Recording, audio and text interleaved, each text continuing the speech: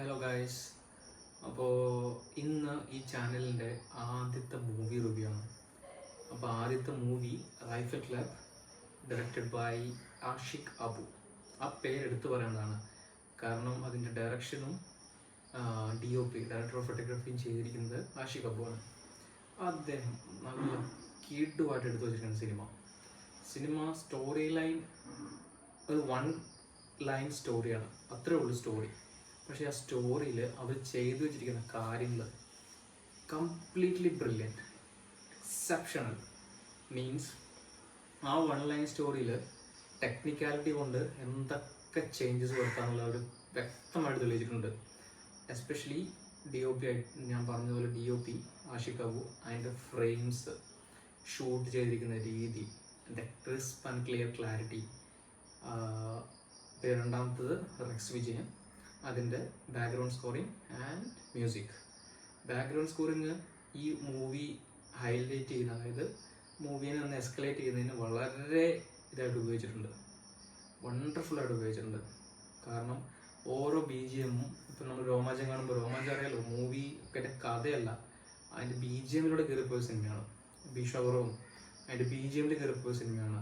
Rorschach BGM ഭയങ്കരമായിട്ട് അതിനൊരു ഇത് വഹിച്ചിട്ടുണ്ട്. അതുപോലെ തന്നെ ഈ മൂവിക്കും BGM ഭയങ്കര വമ്പനായിട്ടൊരു ഹൈലൈറ്റ് കൊടുത്തിട്ടുണ്ട് റെക്സ് വിജയൻ. പിന്നെ മൂന്നാമത് എനിക്ക് ഹൈലൈറ്റ് ചെയ്യാനുള്ളത് സൂരജ് ഹനുമാൻ കൈൻഡ്. അദ്ദേഹത്തിൻ്റെ big dawgs music album world wide famous ആയതാണ്, എല്ലാവരും കണ്ടിരിക്കും. അതിൽ നിന്നും ആ സ്വാഗ്, ആ ആറ്റിറ്റ്യൂഡ്, അതെല്ലാം ഈ മൂവിയിൽ നല്ല അടിപൊളിയായിട്ട് പ്രതിഫലിച്ചിട്ടുണ്ട്. അപ്പോൾ അദ്ദേഹം ത്രൂ ഔട്ട് മൂവിയിലില്ല, നമ്മൾ നാശിച്ചു പോകും. അദ്ദേഹം ത്രൂ ഔട്ട് മൂവിലുണ്ടായിരുന്നെങ്കിൽ എത്ര മനോഹരമായിരുന്നു, അമ്മാതിരി പെർഫോമൻസ് ചെയ്തു വെച്ചിരിക്കുന്നത്. ഒന്നും പറയാനില്ല. പിന്നെ നെക്സ്റ്റ് പിന്നെയുള്ള ആക്ടേഴ്സ് ഞാൻ പറയാം, ദിലീഷ് പോത്തൻ വേണമെങ്കിൽ നമുക്കൊരു ഹീറോ, പടത്തിലെ ഹീറോ എന്ന് പറയാം. പുള്ളിയാണ് റൈഫിൾ ക്ലബിൻ്റെ സെക്രട്ടറി. പിന്നെ വാണി വിശ്വനാഥ് ഉണ്ട്, സുരേഷ് കൃഷ്ണനുണ്ട്, പിന്നെ വിജയരാഘവനുണ്ട്, ദർശന രാജേന്ദ്രനുണ്ട്, പിന്നെ സുരഭി ഉണ്ട്, പിന്നെ നമ്മുടെ RDX സിനിമയിലെ പോൾസൺ വില്ലൻ വേഷം ചെയ്ത പുള്ളി നല്ല റോളാണ്. അങ്ങനെ ഒത്തിരി ഒരു ബിഗ് ക്രൂ സിനിമയുടെ പുറകിലുണ്ട്. പിന്നെ ആഷിഖ് അബുവിൻ്റെ മേക്കിംഗ്, ഈ ലാസ്റ്റ് 2 പടങ്ങൾ അദ്ദേഹത്തിൻ്റെ അത്ര സക്സസ് ആയില്ലെങ്കിലും ഈ മൂവി വമ്പൻ സക്സസ് ആവുന്ന ഷുവറാണ്. ഇതൊരു ആവേശം പോലെയോ രോമാഞ്ചം പോലെയോ നമുക്ക് കുറച്ച് എക്സൈറ്റ് ചെയ്യിപ്പിക്കുന്ന വളരെയധികം ഷോർട്സ് സിനിമയുണ്ട്. ആ BGM-ൻ്റെ കൂടെ അത് കറക്റ്റായിട്ട് സിങ്ക് ആയിട്ടുണ്ട്. അതാണ് ഇപ്പോൾ മസ്റ്റ് വാച്ച് മൂവിയാണ്. ഇപ്പോൾ ചില സിനിമകൾ നമുക്ക് തിയേറ്ററിൽ കിട്ടാതെ വരുന്നത്, ഞാൻ അബ്രോഡാണ്, അപ്പോൾ എനിക്ക് റോഷാക്ക് തിയേറ്ററിൽ പോയി കാണാൻ പറ്റാത്തതിന് വലുതായിട്ടൊരു ഇത് ഫീൽ ചെയ്തിട്ടുണ്ടായിരുന്നു, കാണാൻ പറ്റാത്തതിൻ്റെ. അപ്പോൾ ഈ movie must watch in theatres ഞാൻ സജസ്റ്റ് ചെയ്യും, because of the frames and the BGM.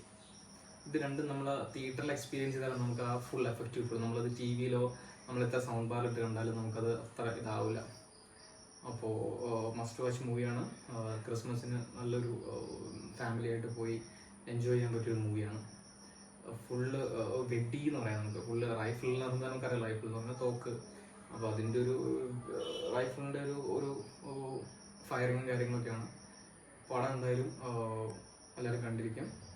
അപ്പോൾ പിന്നെ ഒന്നുകൂടെ എനിക്ക് എടുത്ത് പറയാനുള്ളത് സൂരജിൻ്റെ പെർഫോമൻസ് ആണ്. അദ്ദേഹത്തിനെ വീണ്ടും സിനിമയിൽ കാണാൻ നമ്മൾ ഒത്തിരി ആഗ്രഹിക്കുന്നുണ്ട്, കാരണം അമ്മാതിരി പെർഫോമൻസ് പുള്ളി ചെയ്ത് വെച്ചിരിക്കുന്നത്. Okay, so thank you guys. അടുത്ത റിവ്യൂ ആയിട്ട് വീണ്ടും കാണാം. Bye, signing off LBW 3657.